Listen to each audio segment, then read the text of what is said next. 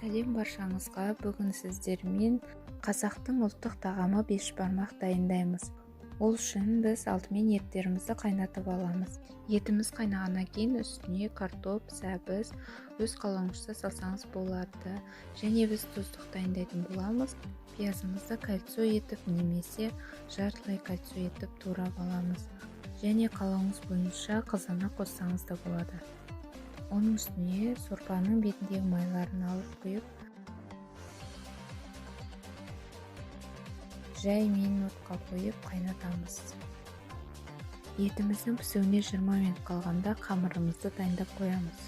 Ол үшін бізге жұмыртқа, су, тұз, ұн қажет.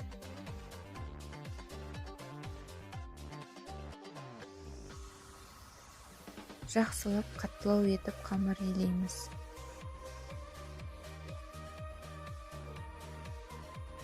Қамырымыз дайын болғаннан кейін бетін жауып 20 минутқа қойып қоямыз.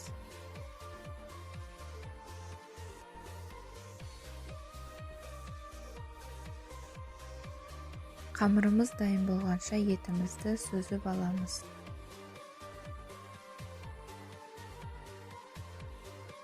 Еттерімізді турап қамырдың бетіне салатындай етіп қоямыз.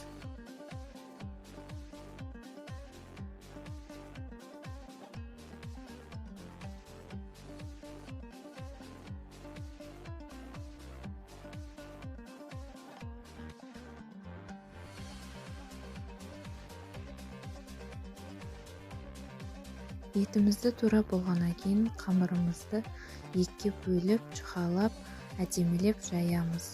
Жайған қамырымызды ромбик етіп кесіп аламыз. Қамырымызды қайнап тұрған сорпамызға салып аламыз.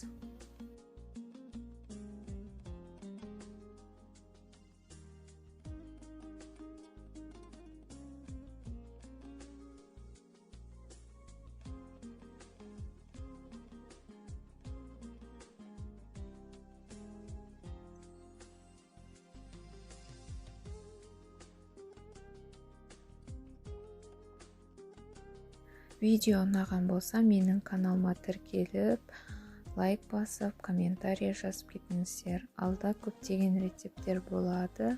Құдай қаласа.